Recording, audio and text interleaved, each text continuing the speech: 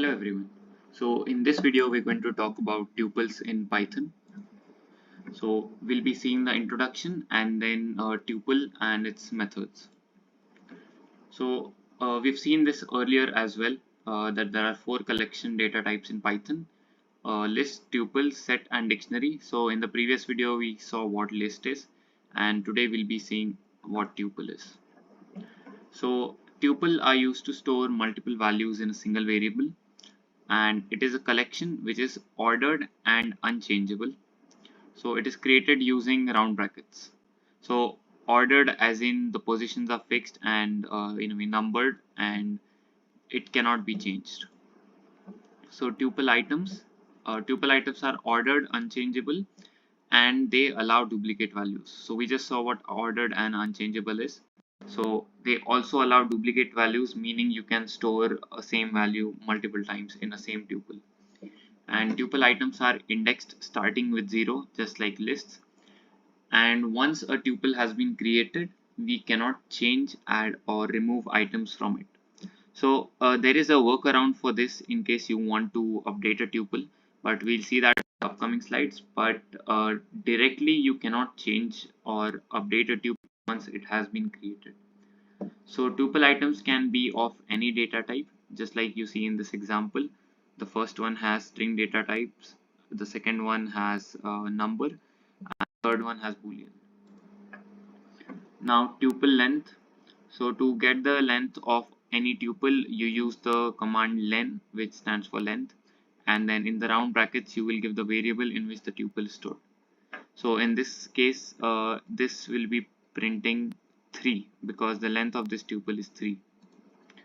Now tuple with one item. So when you want to define a tuple with just one item, you have to define it this way. First you will write that item, and then you have to give a comma. So if you do not give a comma, then this will be stored as a string. This round brackets will be ignored, and this is directly a string. This is not a tuple. So we'll see this in the form of code, and then you'll get better understanding. But this is a very important thing when you are defining tuple with one item, because many people might make this silly mistake and then it will be wrong. So accessing tuple items. So index, like I discussed before, the indexing starts from 0. So the first item in the tuple will be the 0th item. So in this case, this tuple of 1 will print banana. And you can also have negative indexing, where you start from the back end. So cherry is -1, banana is -2, and apple is -3. In the first case, apple is 0, banana is 1, and cherry is 2. So that's how items are indexed, and this is how you can access the tuple items. Now range of indexes, just like you can access each element individually, you can also access multiple indexes, especially a range of indexes, in a similar fashion, where you are writing two numbers. So in this 0, 1, 2, 2 is cherry, 3 is orange, and 4 is kiwi. So cherry, orange and kiwi will be printed. So you have to note that the last index, which is 5, that is excluded. However, the first index is included. So in this case, first index is 2 for the range which we are printing, which is cherry, and the fifth index is melon. So melon will not be printed, but cherry, orange and kiwi will be printed. So let us see all of this, whatever we have discussed so far, in the form of code. So let us work with Google Collaboratory, and I'll just define a tuple. Let's say tuple 1 equals to apple, banana and cherry, and if I print tuple 1, so it's printing as expected. And if you also want to see the type, so just to confirm that we have defined a tuple, so let us see. Okay, there's a bracket missing over here. So it says tuple. So this is how the tuple is defined. And now again, this can be of various data types, the tuple items. Let's say tuple 2 equals to apple, then I can have, let's say, a boolean value false and maybe a number 2.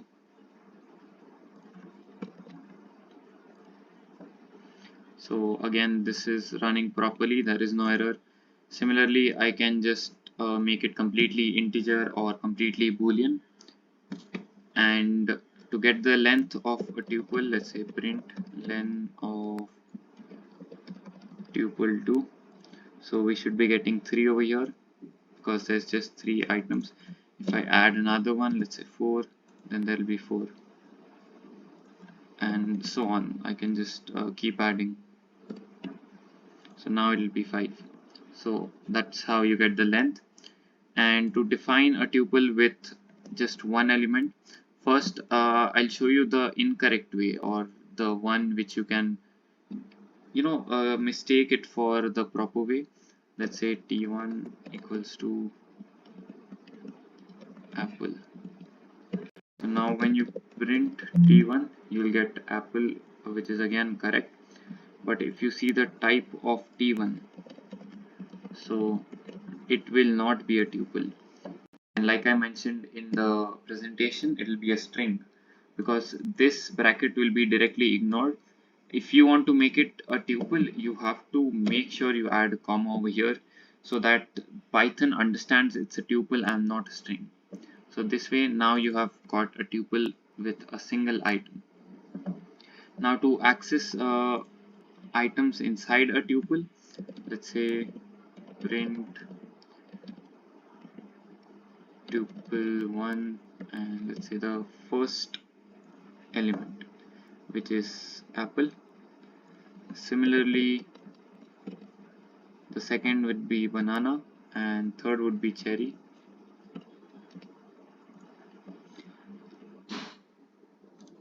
Sorry, the third, yeah. So when I put 3, it's giving an error because there's just 3 elements starting with index 0, ending with index 2.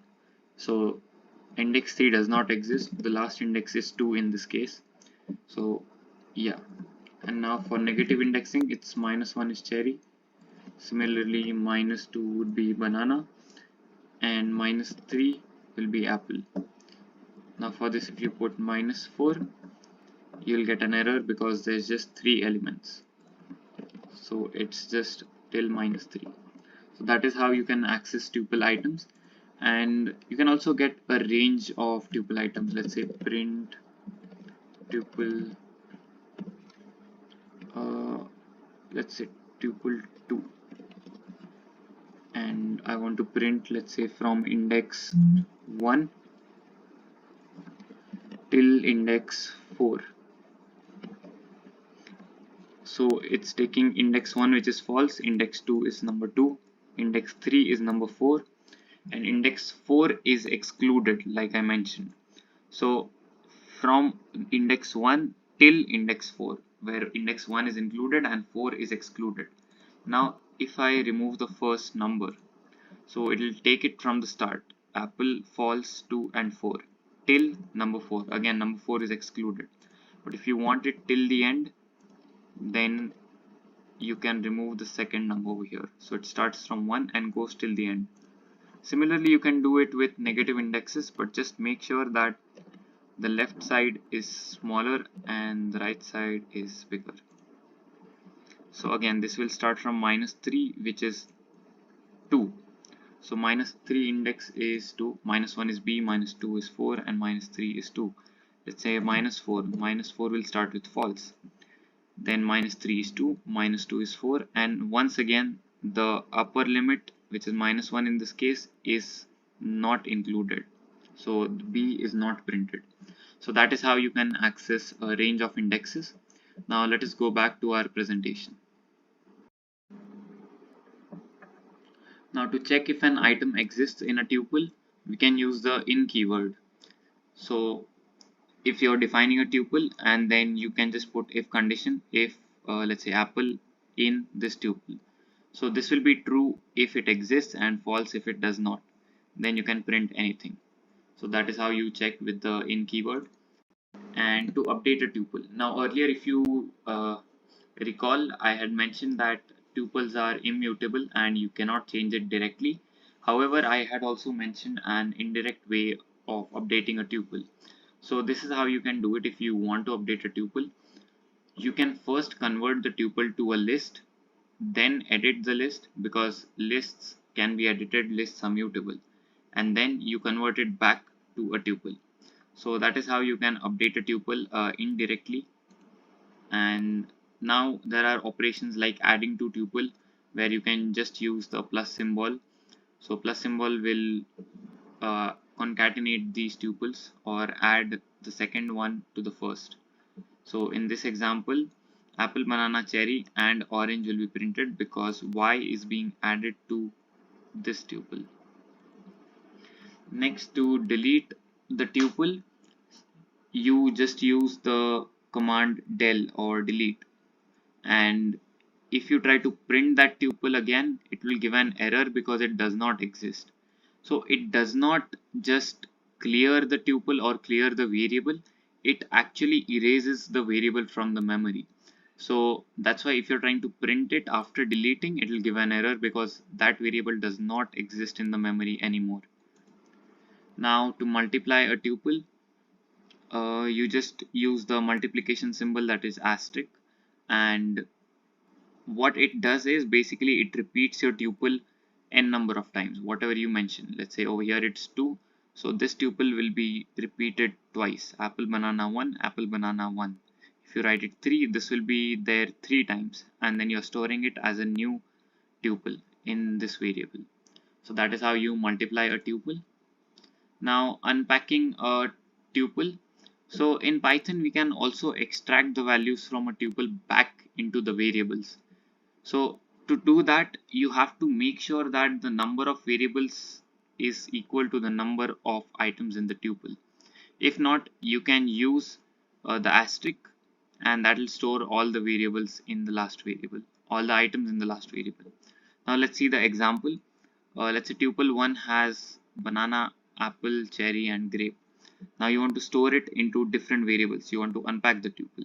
So you are defining A, B and C in round bracket, and since I mentioned that the number of variables on the left side should be the same as the number of items in the tuple, over here the items are 4 but variables are 3. So if you do not mention this asterisk, you will get an error because the number is not matching. But if you mention the asterisk, A will have apple, B will have banana, and all the remaining items in the tuple will be stored in C. So that is why the asterisk is used. Then you can print A and C. A will give you apple like I said, and C will have list of cherry and grape. So that is how you unpack the tuple. You'll have a better understanding of this once we try it out in code. Now to loop through a tuple, you can use for loop. There's two variations in the for loop, and then you can also use a while loop. So the simplest is for x in this tuple, and then you just print x. And there's one more variation in the for loop where you're using, so in this you're directly accessing the elements, you're directly traversing the elements, but in this example you are going through the indexes and then accessing the element on that index using square brackets. So that is how it is different, but the first approach is much more easier to write and read, but depending on your use case you can decide what to use.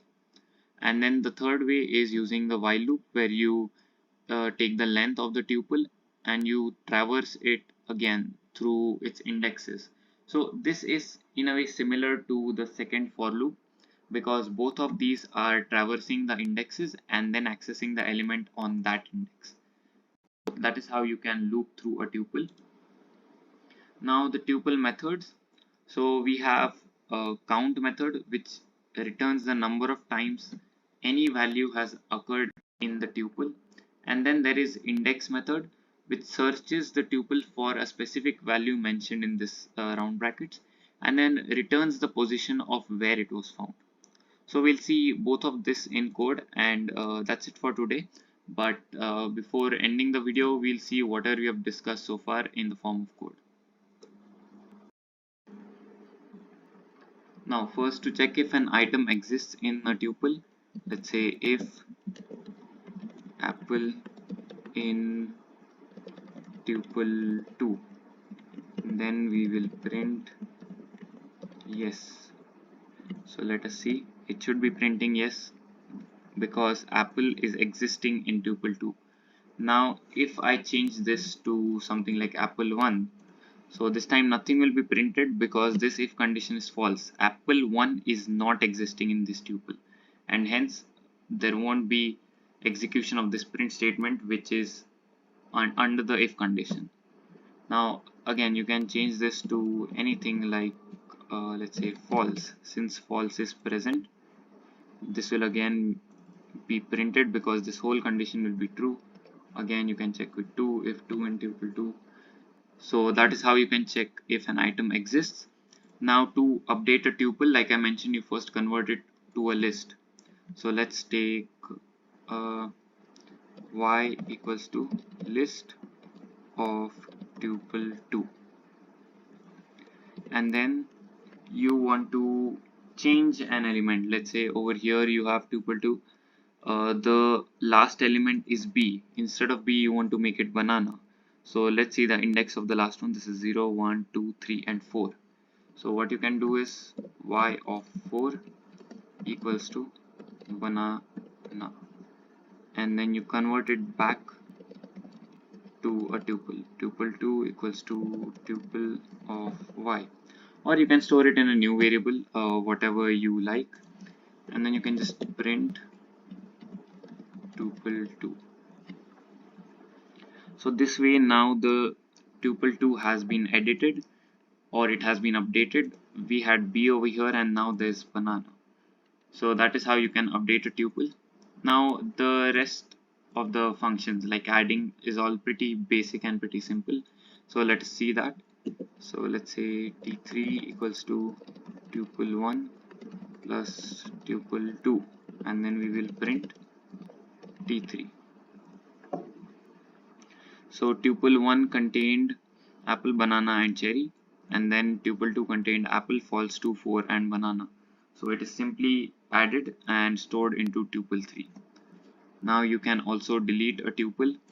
Let's say if I want to delete tuple 3, delete t3, and then if I print t3, I will get an error because t3 does not exist anymore. It says t3 is not defined. Even though you might see we have defined it over here, but we have deleted it here, so that is why it is throwing an error.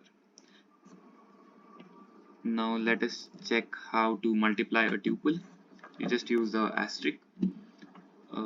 Let's say t3, let's define t3 again, equals to tuple 1 into 3, and then let's print t3.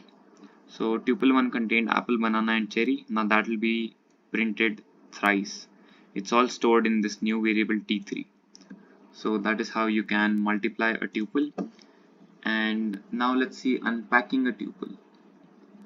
So let's unpack this tuple t3, or let's unpack t1 first, since it has only 3 elements. So let's say a comma b comma c equals to tuple 1. Now if I print a, I'll get apple. Similarly, if I print b, I'll get banana, and c will give me cherry. Now if I try to unpack tuple 2 in just 3 variables, I'll get an error because it's a mismatch, the number of parameters required. So it says too many values to unpack, expected 3. It means because there are 3 variables, it is expecting 3 values inside this tuple. But as you know, our tuple 2 has around like 5 values, 1 2 3 4 and 5. Yes, so that's why there's an error. Now in such cases, what you can do is you can add an asterisk and then you can unpack it. So if you're printing c, c will have 2 4 and banana, all the remaining items. Now you can add this asterisk over here and see what happens. So C will have only one, A will have only one, which means A will have the first element, C will have the last element. The last element in tuple 2 is banana. Where's tuple 2? Over here. So we had updated this tuple 2 and made it into banana. So this is our latest tuple 2, and our B will contain these three values, false, 2 and 4. We can just check it out. So similarly, you can add asterisk anywhere if there's multiple items you want to store in one variable from a tuple, and that is how you can unpack a tuple. Now, to loop through a tuple, I mentioned around like 3 options, but the easiest one is the for loop. Let's say for x in t3, print x. So let us see. T3 is this. So it is printing each of that in a new line. So every time in the for loop, x is storing the value of each element in this tuple, and then we are just printing it. So that is one way. Then we also have another way where we write for x in the range of length of t3, and then you just print. If you print x over here, you will get the indexes only. So you see there's 0, 1, 2, 3, 4, 5, 6, 7, 8, which means there's 9 elements, and you are only printing the indexes because x is in the range of length of 3. Length of 3 is 9 and it's in the range. That's why 0 to 9. 0 to 9. So it goes from 0 till 8. Now if you want to get the elements, all you have to do is you take t3 and access the index using square brackets and then print it. Now the while loop is sort of similar, where you just do the same thing with while loop. While, okay, first you have to define a variable. Let's say I equals to 0, and then while I is less than length of the tuple, and then you can print t3 of I, and you have to update the value of I, else it will always be 0. So that's how you can update it. Okay, so I plus, yeah, you need to do I equals to I plus 1. So that is how you can do it using while loop. Now there's also 2 additional methods which we saw in the presentation. One of them is count. So let's say if you want to count the number of times any item exists in the tuple, let's say t3.count, and you want to see how many times apple is there. So you can see it over here, there's 3 times, 1, 2 and 3. Similarly, if you check it inside t2, it will be only once, because we only, okay, t2 is not defined, it's tuple 2. So it will be only once. Now if you want to check how many times false exists, so again it's once. I'll show you the tuple 2 again. This is our tuple 2 updated to this. So false is only once, apple is once, banana is once. So that is how you can count. And now similarly, if you want to find the index, let's say print t3 dot index, and let's say you want index of banana. So this should give you 1. So now even though you might think that there's banana 3 times in this tuple, why is it giving 1? So what index function does is it returns the first position where it finds the item which you want to look for. So in this case, the first time it is seen is at index 1, therefore it will directly return index 1. So that is how you can find the index, and that's it from this video. So thank you for watching.